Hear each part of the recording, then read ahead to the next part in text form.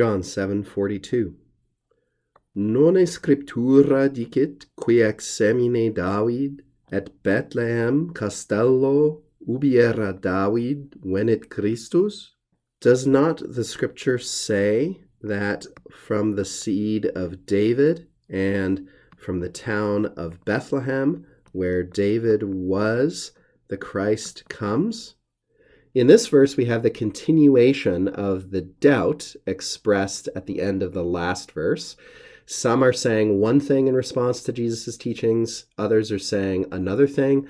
And one of the things that one of these latter groups is saying is, don't the scriptures say that he's not going to come from Galilee, as this Jesus fellow has come, but rather from the town of Bethlehem, which of course is where Jesus was born, unbeknownst to these people. But nevertheless, this is their question. And scriptura is the key grounds for their doubt. And they anticipate that their audience is going to agree with them.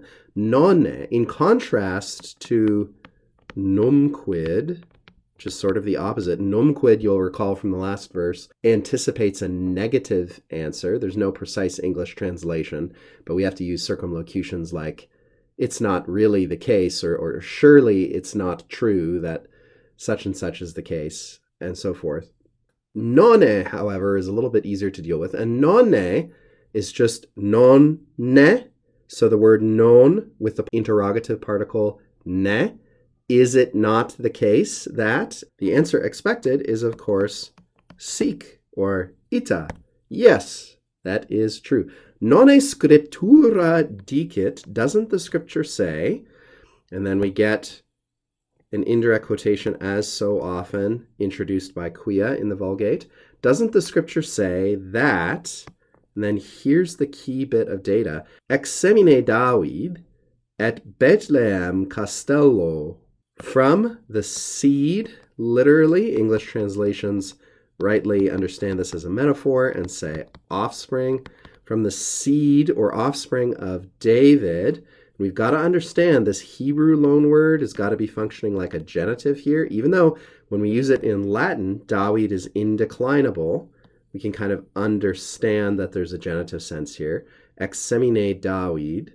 And we're supposed to understand the repetition of ex here.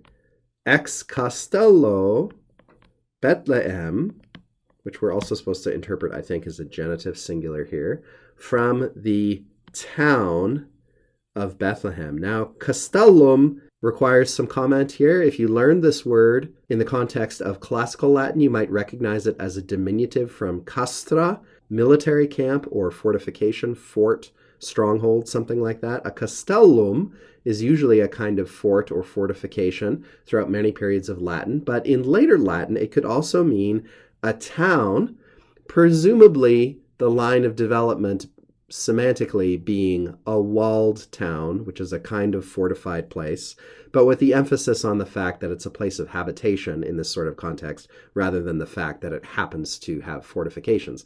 In fact, in later antiquity, so many towns reacquired fortifications, which had not been necessary earlier in the heyday of the Roman Empire, that castellum, as a simple word for village or town, makes a certain sort of sense, because many villages and towns increasingly in that later period were walled and defended against the instability and chaos of the times.